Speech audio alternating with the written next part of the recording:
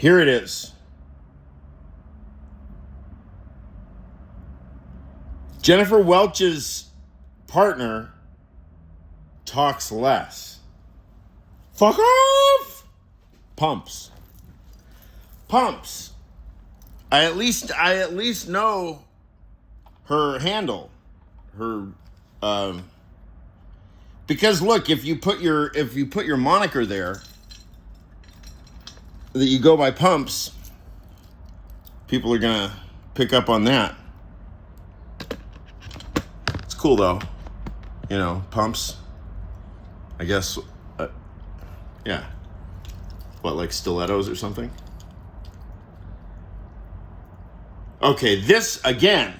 Oh no, there was okay. So Pumps had a good one that Mike Johnson is about as useless as, what'd you say, tits on a boar? Yeah, I mean, certainly boars have tits. I missed it. Don't they? Why wouldn't they? Boars are mammals. Mammal.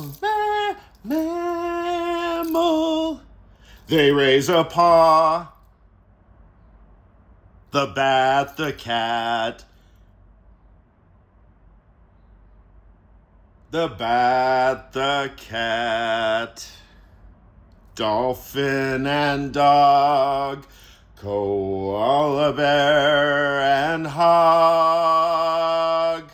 With tits. They might be giants. Okay, Pumps. No, but Jennifer Welch had the zinger. I stopped it and then I started this because these are things that I contemplate heavily. Sexuality, human sexuality.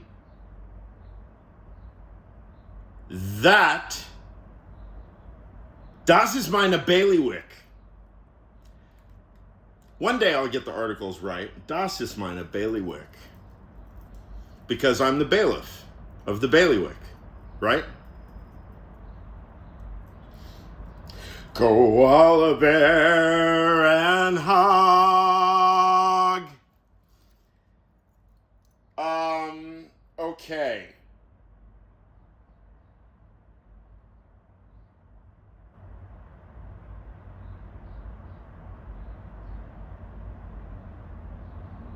You got the virgins over here, you got the sluts over here, right? It was a brilliant dichotomy and it really just illuminated everything for me. Yes! You got the sluts over here, you got the virgins over there, right? So what happens is, this is the logic, I am confirming it, because Professor Welch, I am a man, I have the testosterone, you don't. I will corroborate. I will give you the male version of what you just said.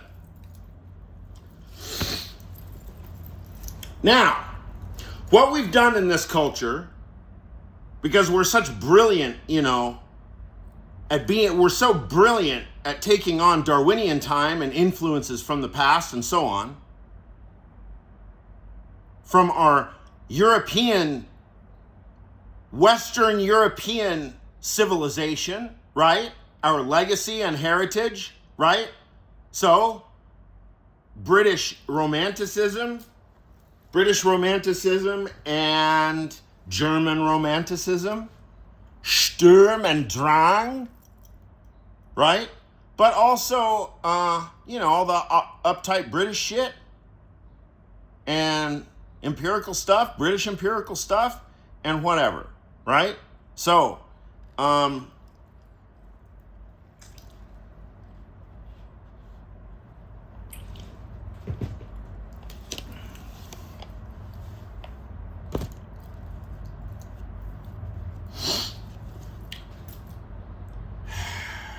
we have created the idea of a soulmate because why? Because, Dr. Heidegger, the gods have left us. We are postmodern now. We are postmodern relativists now. That's the goal now. That's the rule now, Tucker Carlson. That's the goal now. We are postmodern. You are postmodern. I am postmodern. We have a Nietzschean deconstructionist, relativist, epistemologist about truth as a president who doesn't know what any of those words mean because he's illiterate. Okay, that's what postmodernism does. Not postmodernism, but what? The crisis of the gods. The gods have left us. Whose God is what? Whose are your God? Whose is your God? I'll tell you about my God. See? You know, I spent the money on my God. See? Look how much money my God is worth, right? You know how much this is worth? That's solid silver, right? That's my God. Right. Okay. So where is religion? Where is religion? And where is the sexuality that it regulated? Or did it? Did it ever? Did it ever regulate? Now, Christianity teaches separation. Christianity teaches separation. Apparently, there's an ideal world and there's a material world. There's a world of eternity, the spirit.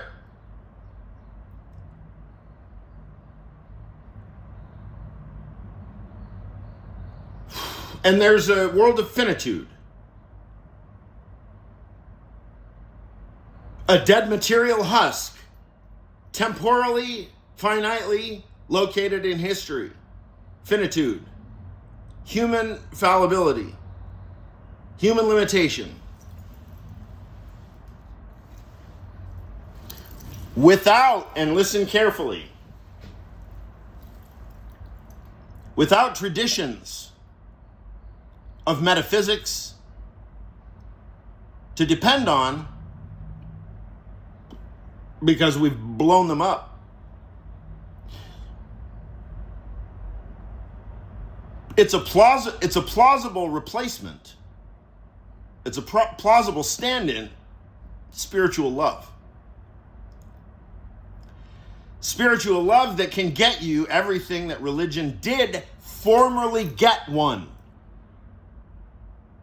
Now, your love relationship gets to do all of that work. All of the work of religion.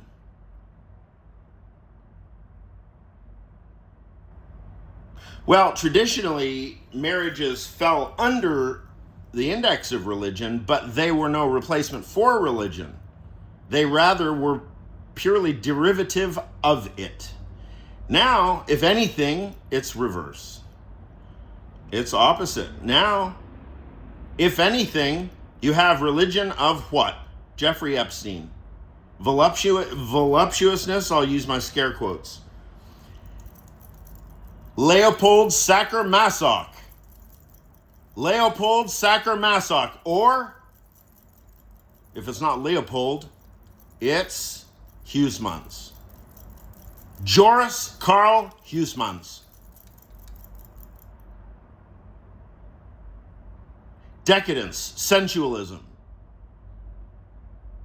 voluptuous cruelty, right? The spiritualization of the flesh. That's what they're selling. That's what Jeffrey Epstein is selling, and Donald Trump. They are the epitome of the godless. They are the Nietzschean perversion. They are the illiterate Nietzscheans. I just listened to about a quarter of the Steve Bannon, Jeffrey Epstein interview. There's probably several.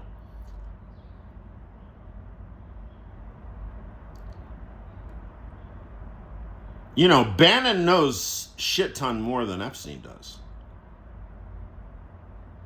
Did. I mean, look, what do I know? I don't know these people at all. You know, I've said several times before, because of the fact that I've thought about Bannon's,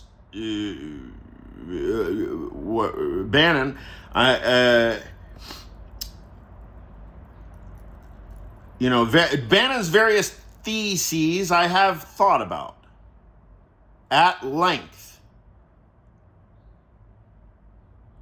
There's a post that I made about Steve Bannon, which I have mentioned before. It's a citation from The Guardian where he's citing Lenin and he says he wants to burn everything down to the ground. That was right after January 6th.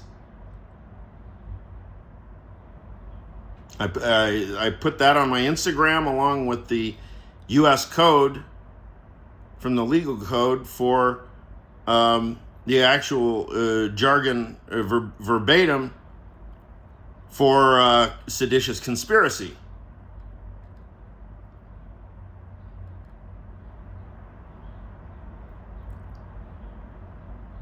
But, my shtick, and you know me about me and thinkers. I have real intuitions for thinkers.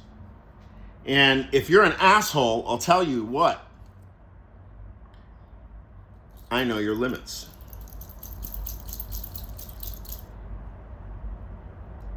You know why? I've explained it at length. You can figure it out if you start listening to me. But the further you go, marginalizing Dimitri's noodle, the more work you'll have eventually to catch up with. I just personally don't like the idea of people binge slamming, my YouTube videos like it were a streaming series. It's not very exciting stuff. It's mostly really tedious, right? The slut's over here and the virgin's over here, right? How does that work? Okay. We can put the Christian bit aside for one moment because, of course, the Epstein-Trump mentality does not really go in for Christianity. Why? Because Nietzsche rejected Christianity. That's why. That's the reason. How come nobody's talking about Nietzsche right now? This is all Nietzsche shit.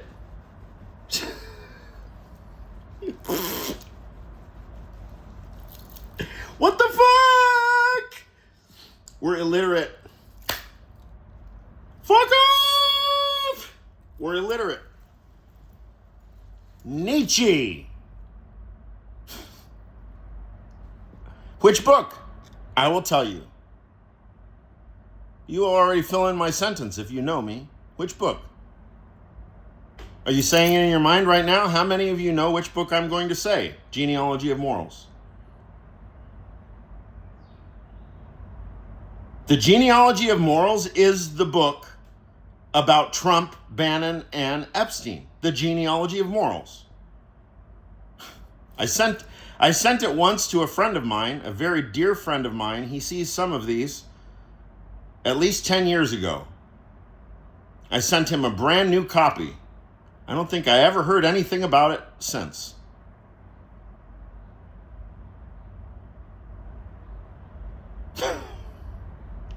Now what? Am I going to pound the table about Nietzsche the way I pound the table about Frege? No. No, because Nietzsche's a fucking joke. Nietzsche cannot be taken seriously. Nietzsche is a clown. He's an ironist. He's a satirist. He is a stylist. Capisci? See, people that have never read satirical work, they're unfamiliar, say, with the work of Paul Verhoeven or Oscar Wilde or Kierkegaard. Ironists. Socrates. Ironists are not to be taken literally. That's part of the definition of irony. Capisci?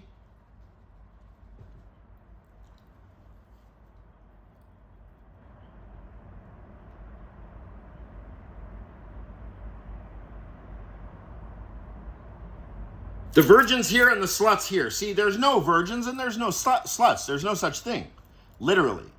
Is there any such a thing as a slut or a virgin? No. Who believes that?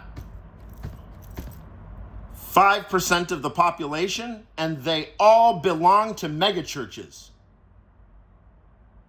All. I use the universal quantification. They don't all belong to megachurches, because I know plenty of Byzantine, they're not Byzantine Greeks, they're modern Greek American people.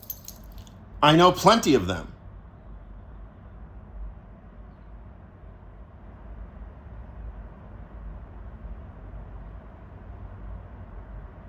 They go in the exact same way.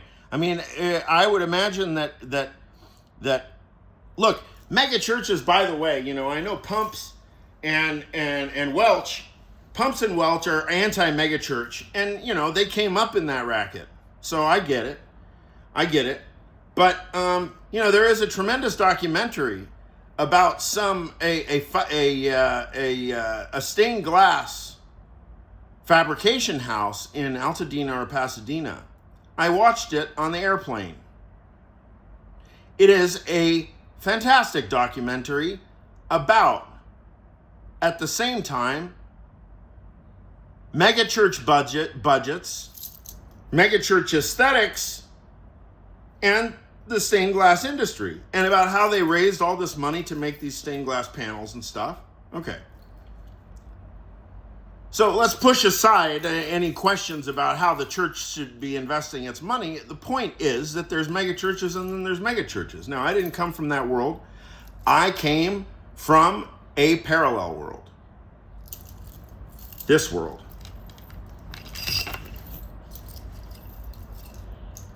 The double world. I come from the double world, east and west. The Byzantine Church, which so happens to be the origin of Christianity.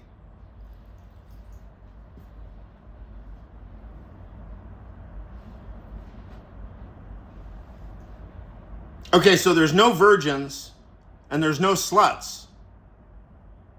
In my mind, to my way of thinking, there are three types of people.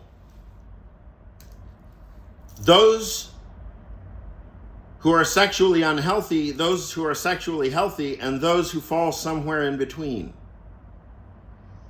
But if you notice, this spectrum is about sexual health. In no way do I commingle religion with that.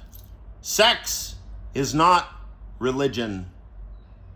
Sex is health. If you want sex to be religion, you get mega churches, and you get Leopold Sacher-Masoch, Marquis de Sade, Joris Karl Huysmans.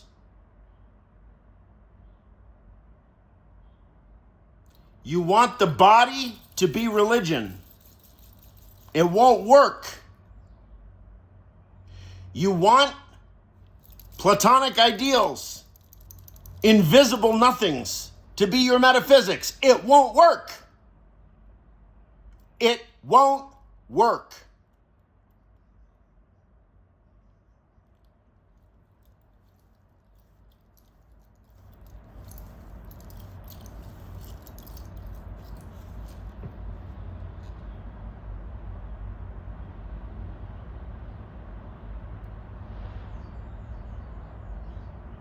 Can you take seriously the idea of a religion of voluptuousness? Nope. How? Just on the face of it, prima facie, it makes you want to vomit.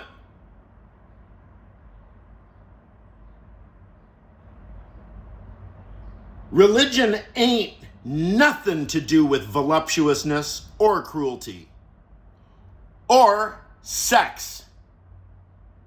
Religion is religion. Sex is the body. Urination, defecation,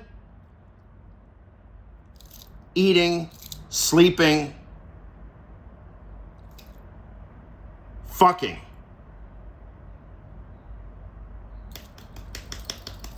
You're a noodle. It's all in there.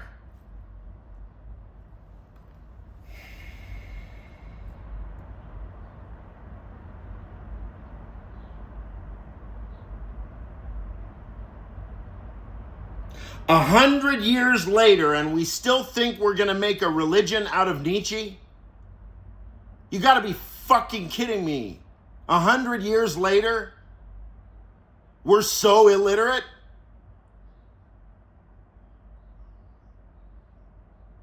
After World War II,